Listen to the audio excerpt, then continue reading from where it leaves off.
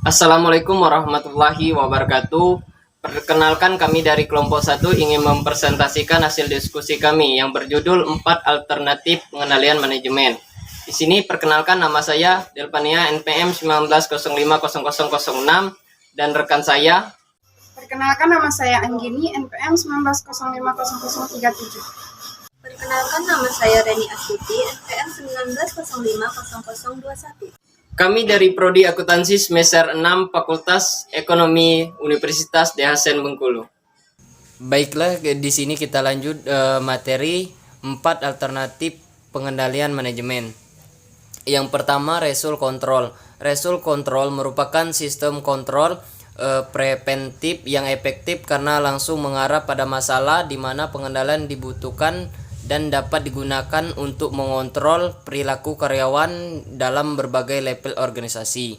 Dalam sistem kontrol ini, perusahaan dapat menerapkan sistem reward di mana telah menggabungkan antara reward ekstrinsik maupun intrinsik serta memberikan hukuman bagi seluruh karyawannya. Pada dasarnya, result control menitik beratkan pada hasil yang dicapai para karyawan dalam suatu perusahaan dan manfaat bagi karyawan tersebut apabila berhasil mencapainya, bukan pada bagaimana para karyawan bekerja dalam mencapai target hasil tersebut. Result control ini umumnya diterapkan pada karyawan profesional yang dianggap dapat bekerja secara efektif dan efisien dalam mencapai target tanpa harus diatur dan diarahkan. Dalam result control erat hubungannya dengan reward system dari organisasi. Selanjutnya materi yang akan dijelaskan oleh Reni Astuti. Action control.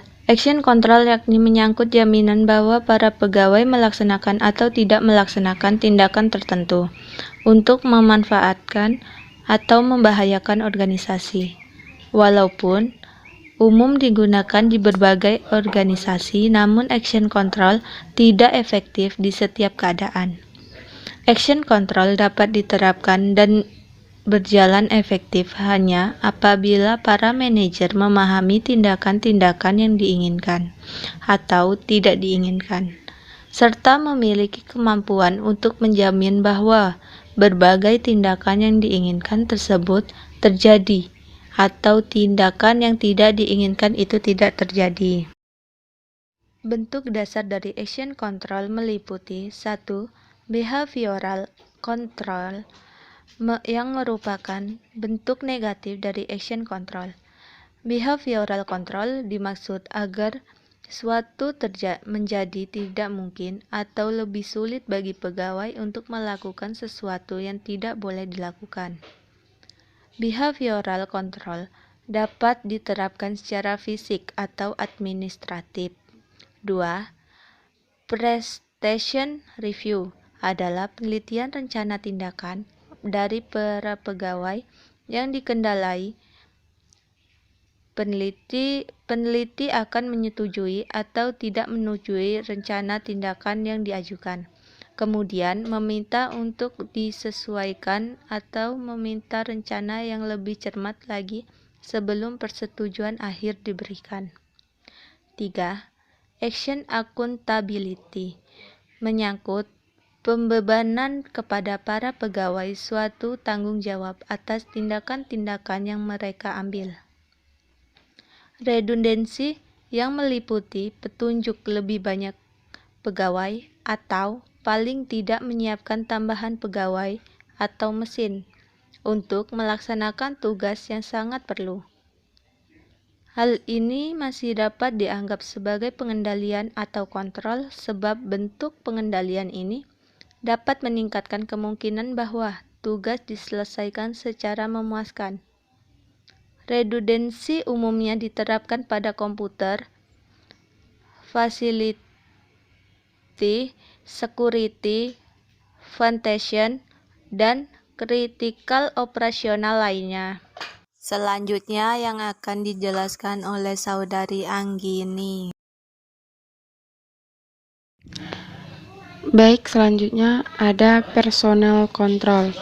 Personal kontrol membangun kecenderungan alamiah para pegawai untuk mengendalikan dan atau memotivasi diri mereka sendiri. Personal kontrol memiliki 3 tujuan dasar. Yang pertama, personal kontrol mengklarifikasi ekspektasi karena pengendalian dimaksud memberikan pemahaman kepada setiap pegawai tentang apa yang diinginkan organisasi. Yang kedua, personal control dapat meyakinkan setiap pegawai mampu melaksanakan pekerjaan dengan baik. Yang ketiga, personal control dapat meningkatkan kecenderungan setiap pegawai untuk melakukan self-monitoring. Self-monitoring adalah kekuatan alamiah yang mendorong seluruh pegawai memiliki keinginan untuk melaksanakan pekerjaan dengan baik, serta secara alamiah memiliki komitmen terhadap tujuan organisasi. Self-monitoring ini sangat efektif karena hampir seluruh pegawai memiliki kesadaran yang mengarahkan untuk melakukan yang benar serta mampu menghasilkan perasaan positif dari self-respect dan self-satisfaction pada saat mereka melakukan pekerjaan dengan baik dan melihat keberhasilan organisasi. Selanjutnya, ada implementasi dari personal control. Ini dapat dilakukan melalui 3 metode, yaitu yang pertama, selection and placement, memperoleh pegawai yang tepat dalam melakukan pekerjaan tertentu dengan memberikannya lingkungan kerja yang baik serta alat-alat yang dibutuhkan akan meningkatkan kemungkinan bahwa pekerjaan tersebut akan dikerjakan dengan baik pula. Yang kedua, training. Training merupakan metode yang umum membuat para pegawai melakukan pekerjaannya dengan baik karena training menyediakan berbagai informasi yang bermanfaat mengenai hasil result dan tindakan yang diharapkan serta bagaimana tugas yang dibebankan dapat dilakukan dengan sebaik-baiknya. Selanjutnya ada job design and provision of necessary resources.